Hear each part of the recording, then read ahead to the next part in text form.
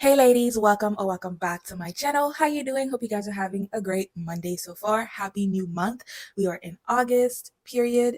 As you know, this is your daily dose of truth. No fluff, no filters. Let's get into it. I want every woman to sit with this. I've said this before. When you give a man the power to feed you, you are also giving him the power to starve you. This current trend of popularizing stay at home moms, girlfriends, and wives without setting your future up first, setting yourself up for success first, is extremely dangerous. You're trading your dreams, your future, and goals for a fantasy that benefits everyone. Your wife, your husband, your children, your in laws. It benefits everybody but you. A lot of men don't value stay at home women. They joke about the fact that it's an easy job and they joke about switching roles as if being a stay at home wife, girlfriend, mom isn't unpaid labor. I came across a video of a woman who was in a 24, well, more than 24 hours labor, but she was in labor already for 24 hours, right? And she couldn't hold on anymore, so she asked for an epidural. The epidural ended up costing them $8,000. Her husband got mad at her and said, "Well, you have to pay the bill because it's not my fault you couldn't wait a few more hours." Now, do you understand? Do you see? Can you hear how little men value women's labor, our lives, our health? Like that you should automatically just get divorced right then and there. Automatically just sign the papers and get divorced. But some women would even go as far as giving that man more than one children. It's not about hating men.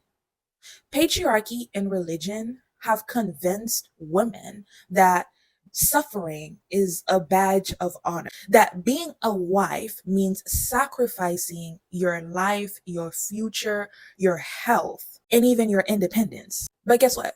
We now live in a time where more and more women are understanding that if you are choosing to be a stay-at-home mom, because it's not about hating men, it's not about degrading stay-at-home moms, girlfriends, and wives, it's about please, please, please make sure that you are set up before you make such a drastic decision. This is something you truly need to think about. I posted a video right before this one, my most recent video, where the woman was explaining how she went homeless after being a stay-at-home mom for like almost 20 years. The man just up and left for a younger woman. Like, and she even talked about how you need to stop waiting for your children to grow up and take care of you, because you most likely will stay in those um home facilities for old people. I forgot what they're called, but anyways, you will most likely end up staying in those homes by yourself, right? No visitors majority of the time. And I worked in billing before, healthcare billing, and I work with hospice billing. Do you understand how much money it costs for a home? Like most people, like I think it's like almost 40K, I believe, right? I think like 40K a year. So the minimum wage for some people is like 30 something, 30,000, right? 30 something thousand. I was making like 45, 47K. And that means you would have to have an extra 40K to be able to take care of another person, your mom and your dad, in a home, a good home facility. But they don't talk about that part because majority of them don't even have a 401K to take care of themselves. And even if they did, it's not much because they're spending so much money taking care of children in the household and taking care of whatever life throws at them, right? Whatever emergency that comes along. And I'm just so tired of people like glamorizing it. It's ridiculous. I'm going to stop talking and finally get into the videos. Pay attention, please. Heed of of what some of these women are saying, warning you. Please listen. Nobody's hating on you. Nobody's telling you not to do what you want to do. We're just telling you to be careful and be smart about it. Let's get into it. So this woman recently gives birth, and her husband demands that she pay the entire hospital bill herself. Now, there's more to the story. They've been married 7 years. She just had their first baby 3 months ago.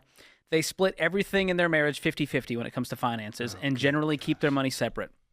And everything seemed to be going pretty well until they received a hospital bill for this birth. So here's the deal. She planned to give birth without any medication, but after 24 hours of labor, decided to do the epidural.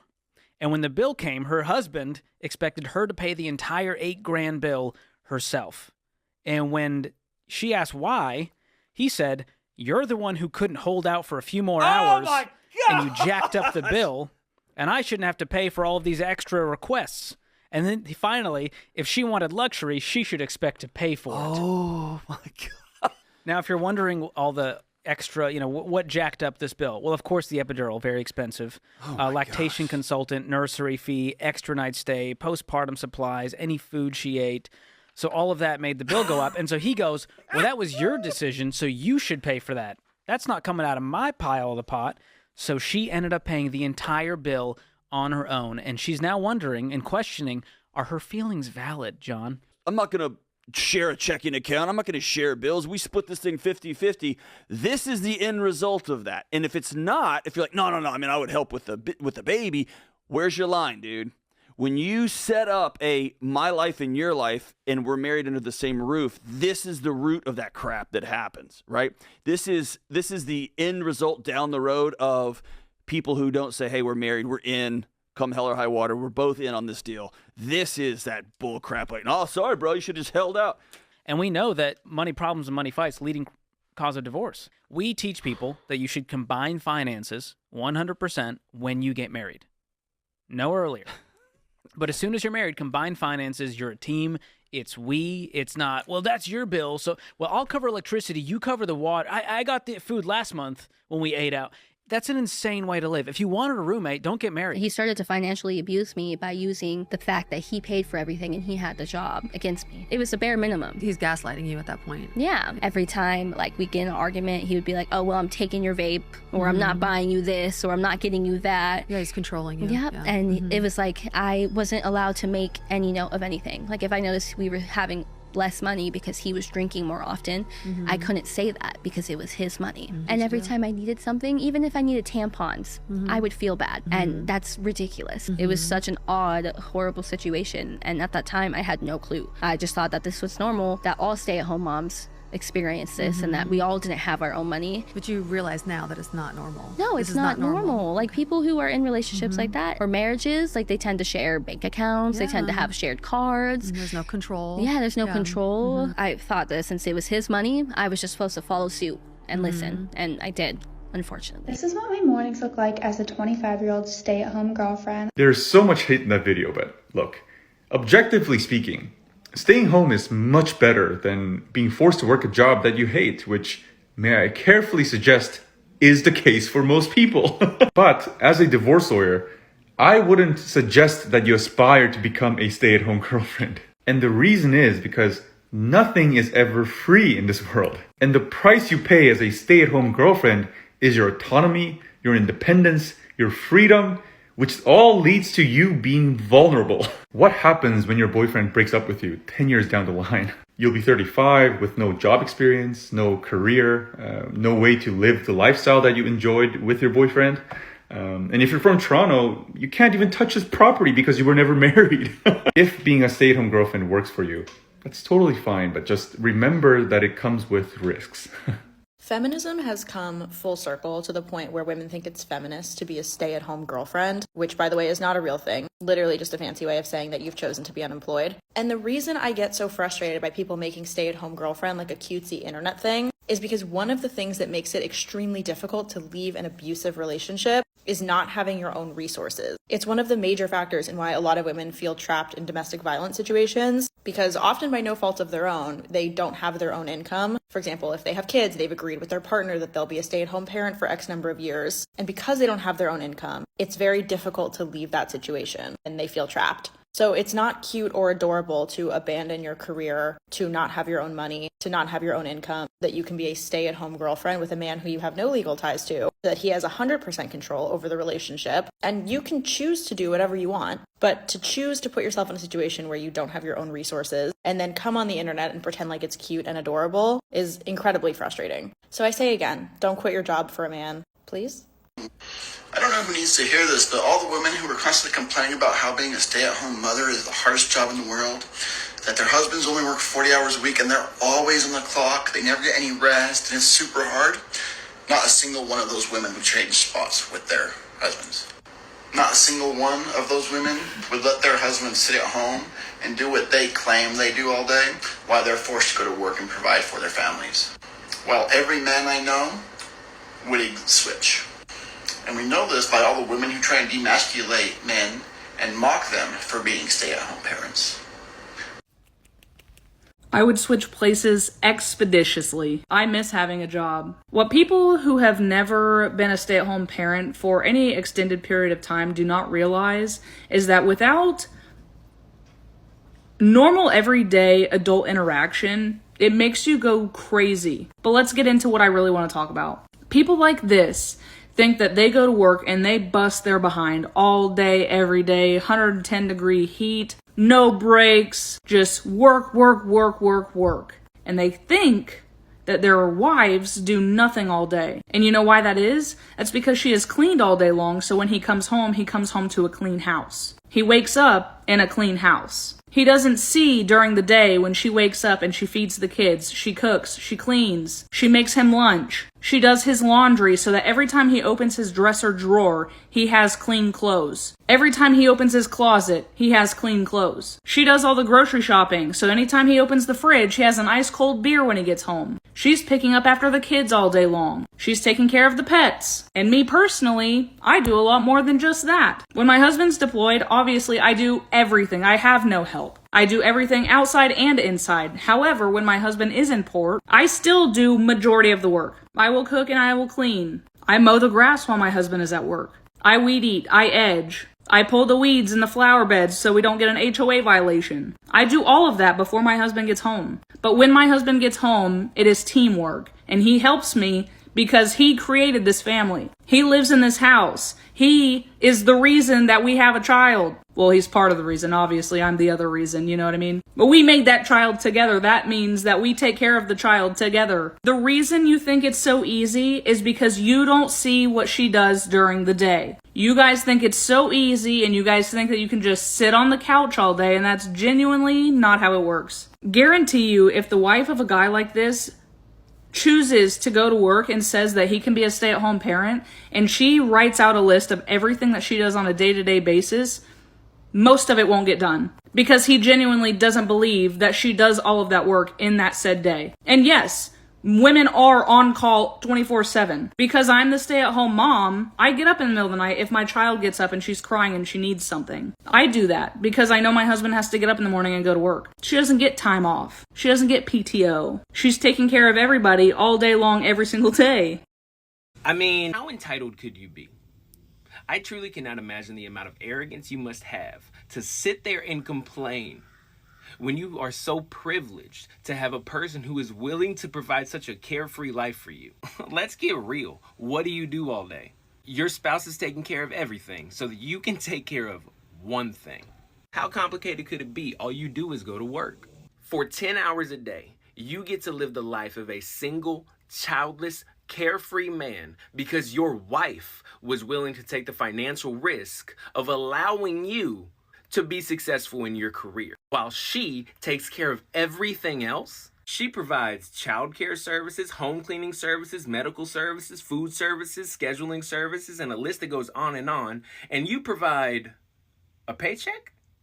And you have the nerve to call yourself the provider. What is it gonna take for you to realize that, bro, everything you have in your life is because of a stay-at-home mom. Here to remind you that being a housewife is one of the most dangerous things that can happen to a woman. 1. You're not financially stable. Even though he's paying for everything and you're quite comfortable, it doesn't mean that it's gonna be like that forever. Your husband can die, cheat on you and go to another family, or simply lose his job and business and go bankrupt. And all the time you spend being a housewife sets you back in the workforce because technology goes super fast. So whatever is trend on your industry now, it wasn't the same thing as before. If you've been a housewife for 4 to 5 years, that doesn't look good in a CV. Second, mentally, it stops being rewarding to be a housewife. As soon as your kids are independent, there is not much job for you. So what else are you gonna do? For example, my mom, she never stopped working. She literally just had me, put me into daycare, and then boom, she was back grinding. And thank God she didn't stop working, because after a while my dad got depression and couldn't work anymore, and she was the breadwinner of the house. She paid for the house, she paid for the car, she paid for the holiday, she paid for all of it. So me seeing that growing up, I see my mom had a purpose,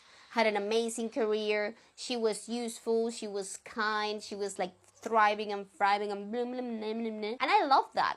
My mom decided to put her career and her mental health first. And now when I see her, I see as someone that is actually amazing. I have nothing but love towards her because she did an amazing job. It's not like she was a bad mom. All the opposite. She was an amazing example of how things should get done. I believe it's safer for a household to have both incomes regardless of how much both of them get paid. For me to be a housewife in a safe way, you actually have to have plenty of properties, paying you a rent every freaking month, where you actually financially independent of your husband, and you decided to be a housewife because you actually can afford to be one. But if you cannot afford to be a housewife and you're gonna rely on someone else to be a housewife, that's what I found super dangerous. Like, it's just not okay. Why is being a stay-at-home mom and depending on a man becoming a trend again? Didn't we learn from like our grandparents and like our parents and literally all around the world that this isn't the best plan?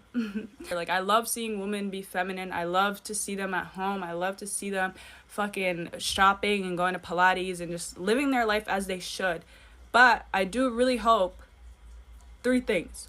1, that you either have an education or you have work experience. Because let's say something goes south, right? Shit doesn't work out. He leaves you. You were fully depending on that man for finances, for a home, for food, for clothes, and now everything is gone. What are you going to do? Are you able to depend on yourself without him, is my question. 2, do you know about your finances? Are you in a joint account? Do you know what's going? Do you have your own account? Do you have your own money that you potentially could be saving? Do you have your own business? Do you have something going on for you that allows you to be financially independent if need be? And 3, I just hope that the overall relationship isn't toxic in the sense that nothing is being held over your head. So for example, I grew up in an immigrant household, so this is just a norm for women to stay at home and for the man to go work. And I would notice in the community that a lot of men would hold shit over their wives' heads because they were supporting them and they were providing everything. So it's like, well, I do everything, so da da da da. So in that sense, I'm not saying all men are like that. I'm not saying that's gonna happen to every woman. But these are things that need to be considered if we're going to go ahead and glamorize this shit in this way. All I've literally been seeing is women being like, spend the day with me as a stay-at-home wife or as a stay-at-home girlfriend. And then they'll just go shopping and enjoy their life. And I fucking love that for you. But I feel like we should also be remembering that a man is really not dependable. Truly not dependable. And at the end of the day, like, we're all human beings at the end. Like, shit happens, divorces happen, breakups happen, so you do need to be considerate of that and just be a smart person about that stuff. You don't want to be like, fuck, I don't have anything, I don't have food, I don't have clothes, I don't have finances, like, I'm stuck without this man. You never want to be depending on a man, never mind anybody else. You don't want to be depending on somebody for your living, for you to have a life. You want to depend on yourself. So give yourself those things, give yourself those resources, so that if you do decide to be a stay-at-home wife, which shit, I might decide to be a stay-at-home wife one day if I have kids and I'm like, I don't feel like working, but I'll know that I have my own at the end of the day, and that I really truly don't need this man for me to live the life that I'm currently living. So this is just a PSA for all the stay-at-home people, whatever. This is not any hate. This is just a little reminder, because I've seen the ugly side of stay-at-home wives and how it can really just become a manipulative thing and a shit situation for the woman. So yeah, I just wanted to put that out there as a friendly little reminder that you should always have your own, because your money is your money and his money is your money. Thank you. Thank you so much for making it this far into the video. If you enjoyed this topic, I post every morning and every evening. And don't forget to like, comment, share, subscribe, and I will see you in the next one.